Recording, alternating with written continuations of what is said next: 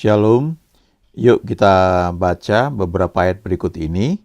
Dan ini merupakan hal-hal praktis yang harus kita lakukan secara rutin.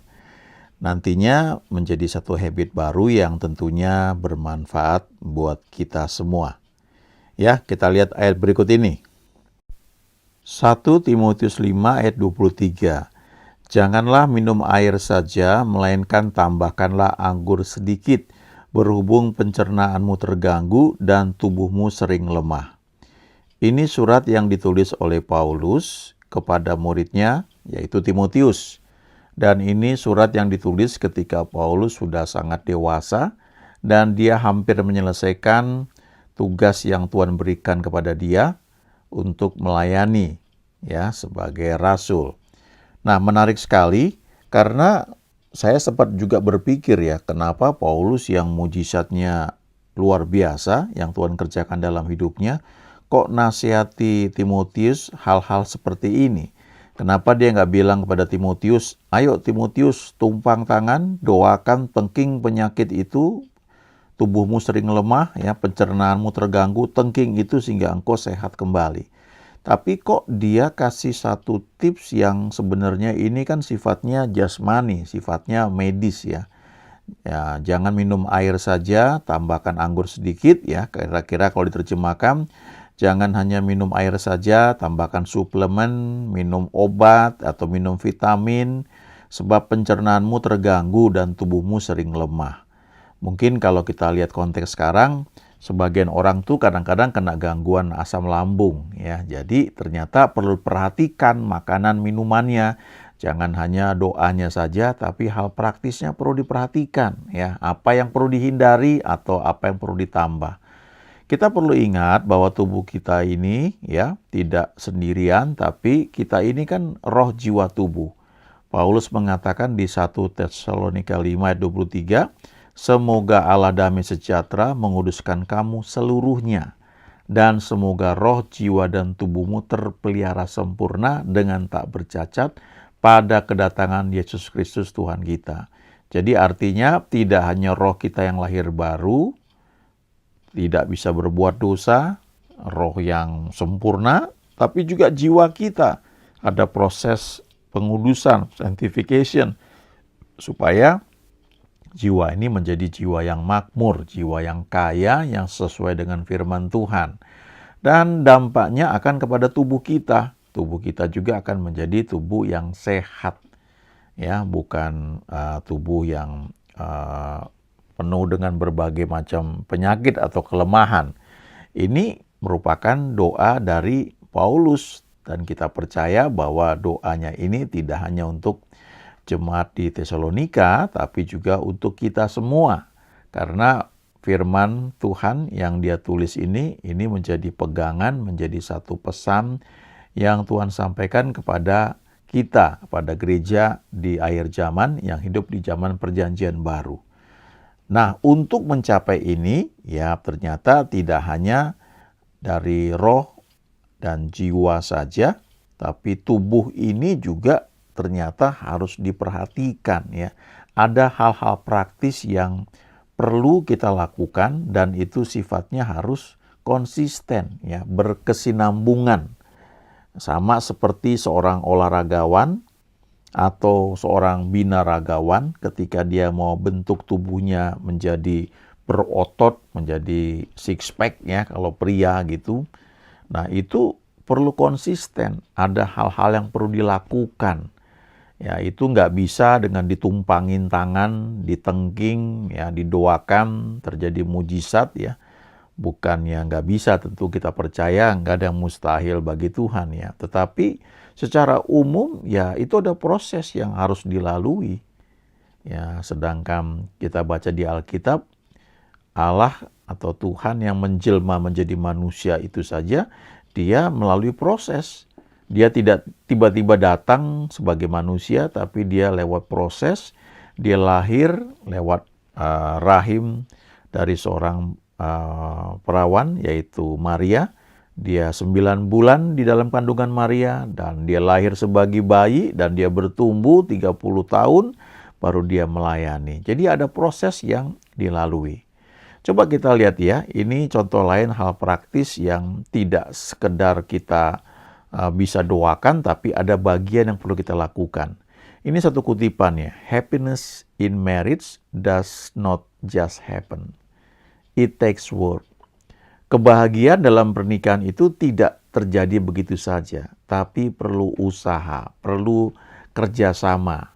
Jangan lupa pernikahan itu adalah persatuan dari dua orang yang berbeda jenis kelamin, satu pria, satu wanita, yang cara berpikirnya tentu sangat berbeda, lalu bisa saja dari dua suku yang berbeda atau dua bangsa yang berbeda, dan berbeda usia juga, ya, kemudian juga berbeda latar belakang, pendidikan. Jadi untuk bisa memperoleh kebahagiaan dalam pernikahan, tentu perlu usaha, perlu bagian yang dikerjakan oleh masing-masing pihak. Nah, ini ada satu kutipan lain lagi ya, marriage is not easy. Pernikahan itu tidak semudah seperti yang dibayangkan. It takes compromise, sacrifice, and revealing yourself to another person. Itu membutuhkan kompromi, membutuhkan pengertian satu dengan yang lain, membutuhkan pengorbanan, dan juga belajar untuk menyatakan dirimu itu seperti apa sesungguhnya, ya, belajar terbuka kepada pasanganmu, ya. However, if you are willing to work and submit to the process, it promises great reward. Bagaimanapun juga kalau Anda mau melakukannya dengan setia, ya, mengikuti prosesnya, maka hal itu akan menjanjikan upah yang besar yang didambakan oleh banyak orang, ya. Jadi ada hal yang perlu dikerjakan, ya, tidak tiba-tiba jadi seperti itu saja. Happiness is an inside job, ya. Kebahagiaan itu adalah pekerjaan di dalam diri kita. Sebagian orang itu mencari kebahagiaan dengan berusaha pergi ke tempat yang enak, jalan-jalan, ya. Kemudian datang ke tempat misalnya seperti ini, ya, ke pegunungan, ada pemandangan, ada danau, lalu dia merasa bahagia sekali. Bukan seperti itu, ya. Menurut orang ini, ya, William Arthur Ward, dikatakan bahwa kebahagiaan itu di dalam kita. Kita yang memutuskan apakah kita mau apa enggak. Salah satu orang yang terkenal, John Maxwell, satu ketika istrinya ditanya oleh seseorang, ya, apakah John Maxwell membuat kamu bahagia? Dan istrinya John Maxwell berkata, enggak, John Maxwell tidak bisa membuat saya bahagia. Dia enggak buat saya bahagia. Saya mau bahagia apa enggak, itu tergantung saya. Siapapun bisa berbuat sesuatu, tapi kalau saya tetap nggak mau bahagia, ya nggak bisa bahagia, ya. Jadi itu di dalam kita. Apapun yang terjadi di sekeliling kita, keputusan untuk kita bisa bergembira, bersukacita, berbahagia itu dimulai dari diri kita. Kita mau apa enggak, itu ada di dalam kita. Makanya dikatakan it's an inside job, ya, pekerjaan di dalam. Lalu dia ada kutipan lain lagi, ya. Happiness is not determined by what's happening around you, ya. Kegembiraan, kebahagiaan tidak ditentukan oleh apa yang terjadi di sekeliling atau lingkungan Anda, but rather what's happening inside you. Tetapi lebih kepada apa yang terjadi di dalam Anda, gejolak hati Anda, itu yang terjadi yang menentukan kebahagiaan Anda. Most people depend on others to gain happiness. Banyak orang itu menggantungkan diri pada orang lain untuk memperoleh kebahagiaan. But the truth is, tetapi yang benar adalah, it always comes from within. Yang namanya kebahagiaan itu datangnya dari dalam, bukan dari luar.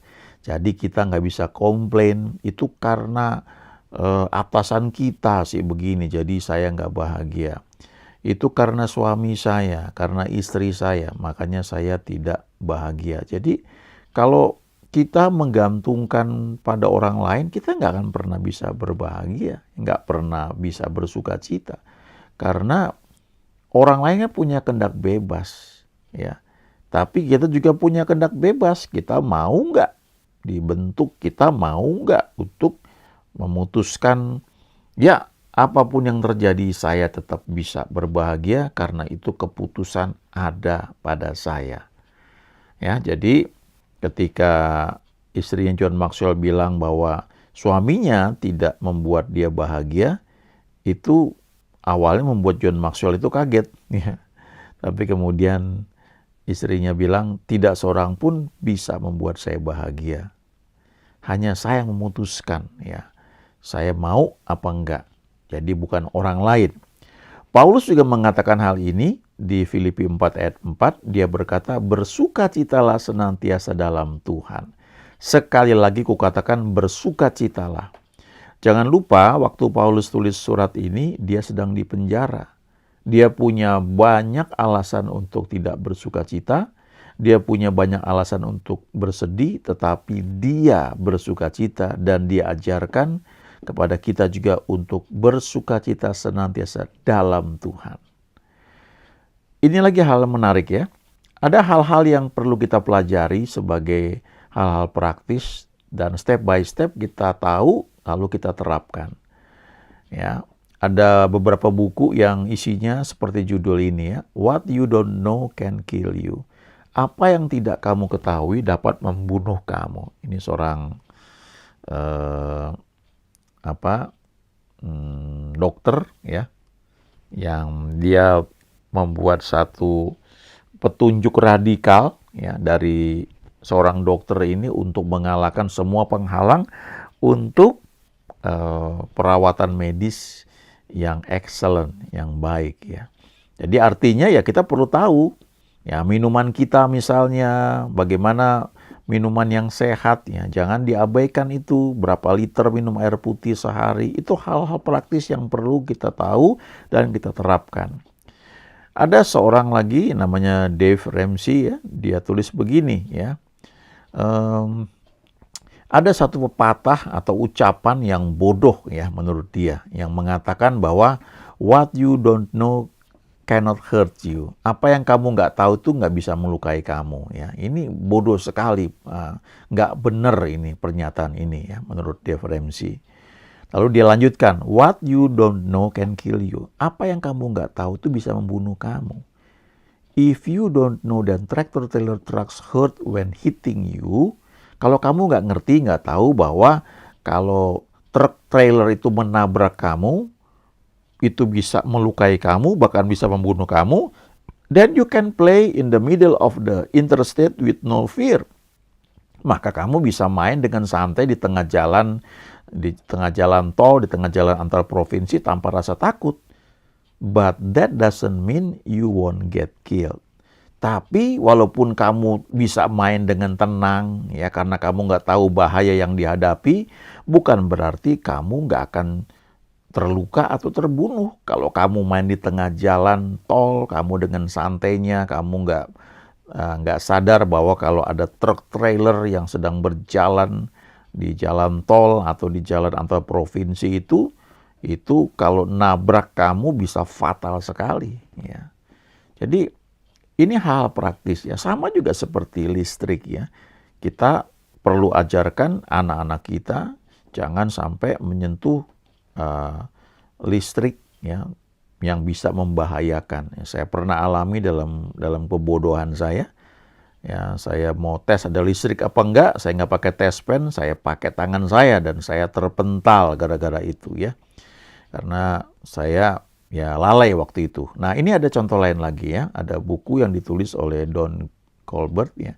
Saya baca beberapa bagian dari buku ini. Judulnya What You Don't Know May Be Killing You. Ini secara medis juga. Ini hal praktis ya. Apa yang kamu tidak tahu itu mungkin bisa saat ini sedang membunuh kamu tanpa kamu sadari. Misalnya orang yang hobi merokok ya. Kamu mungkin nggak tahu atau nggak mau tahu bahwa itu bahaya. Tapi kamu sedang membunuh diri kamu walaupun itu pelan-pelan. Contoh lain lagi, suka minum minuman yang banyak mengandung gula ya, seperti Coca-Cola, makan makanan manis tertentu. Nah, itu mempengaruhi atau justru mengurangi ya kekebalan tubuh kita. Dan kalau kita lakukan terus-menerus, kita nggak tahu atau nggak mau tahu, itu bisa membahayakan kita, bahkan bisa membunuh kita, walaupun kita rajin berdoa. Ada seorang pendeta namanya George Malcolmus, dia melihat ibunya, seorang pendoa yang rajin berdoa, sungguh-sungguh mengasihi Tuhan, itu meninggal pada usia sekitar 40 tahun karena sakit kanker. Dan ini menakutkan buat George Malcolmus karena pada usia tertentu ternyata gejala penyakit kanker yang ibunya derita itu juga mulai kena kepada dia. Banyak orang bilang penyakit keturunan, tapi itu sebenarnya satu habit atau kebiasaan yang diturunkan.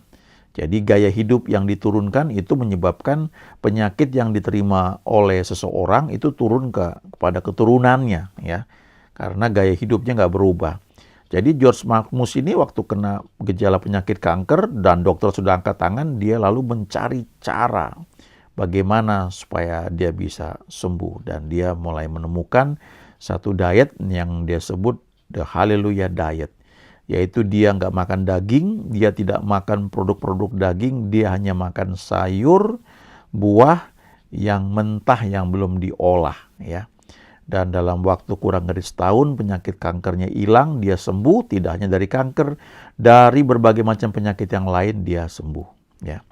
Ada hal praktis lain lagi yang perlu kita perhatikan juga, ya, yaitu soal berjalan kaki.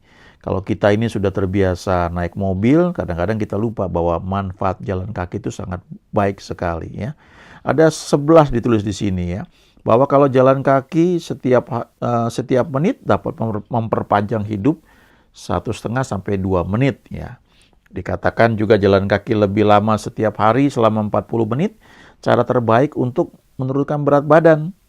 Ya, jalan kaki cepat 20 sampai 25 menit memberikan kondisi yang baik bagi jantung, memberikan efektivitas yang baik bagi jantung dan paru-paru, meningkatkan metabolisme sehingga tubuh bakar kalori lebih cepat, membantu mengurangi stres, memperlambat penuaan, menurunkan tingkat kolesterol dalam darah, membantu menurunkan tekanan darah, membantu mengontrol dan mencegah diabetes, juga memperkuat otot kaki, paha, dan tulang. Jadi ini hal-hal praktis, ya. Ayo coba biasakan tiap hari untuk banyak jalan juga supaya kita sehat. Nah, kemudian Paulus tulis juga kepada Timotius, ya, dia bilang begini, jauhilah tahayul dan dongeng nenek-nenek tua. Latihlah dirimu beribadah. Jadi perlu dilatih deh, ya, dipaksakan. Latihan badani atau olahraga terbatas gunanya, tetapi ibadah itu berguna dalam segala hal karena mengandung janji baik untuk hidup ini maupun untuk hidup yang akan datang. Jadi kalau untuk olahraga atau latihan atau latihan badani itu kita perlu sungguh-sungguh walaupun terbatas gunanya, apalagi untuk ibadah kita, ya. Jadi kalau dikatakan latihan badani terbatas gunanya bukannya nggak ada gunanya, ya. Kita perlu lakukan juga, ya. Kita perlu mungkin nggak seperti para olahragawan, ya, yang memang fokus di sana, ya, pemain bola misalnya atau binaragawan, tentu kan lebih berat. Kita yang standar saja lah, banyak jalan, banyak minum air putih, ya, misalnya satu hari itu 2 sampai 3 liter, ya, sediakan tumbler yang kita bisa bawa terus, yang cukup besar, sehingga kita bisa banyak minum, sehingga tubuh kita tidak kekurangan cairan. Ini hal-hal praktis yang perlu kita tahu dan perlu kita latih. Sebab apa yang tidak kita tahu itu mungkin bisa membunuh kita. Atau mungkin tanpa kita sadari sekarang ini sedang membuat kita ini jadi rentan terhadap berbagai macam penyakit, ya. Ayo hal-hal praktis yang kita ketahui, kita terapkan, tidak hanya kita banyak doa berbahasa roh yang meningkatkan imunitas tubuh kita, ya. Tapi juga hal praktis lainnya, mungkin minum suplemen, ya. Tadi saya bilang minum air putih yang banyak, kurangi konsumsi gula, kurangi makan nasi yang putih misalnya, coba ganti dengan nasi merah yang mungkin kurang nyaman, atau pakai rice cooker yang waktu kita masak itu maka kadar gulanya itu berkurang, ya. Kalau kita lakukan dengan setia, maka kita akan bisa menikmati apa yang Tuhan janjikan bagi orang-orang percaya, ya. Kita bisa menikmati hidup ini, kita bisa menikmati ibadah kita, mengasihi Tuhan, dan menikmati setiap janji yang Tuhan berikan bagi orang percaya. Dan kita akan melihat bahwa memang God is good all the time. Tuhan itu selalu baik dalam kehidupan kita. Tidak hanya kita lihat pada diri orang lain, tapi kita pun mengalami hal itu. Ya, amin.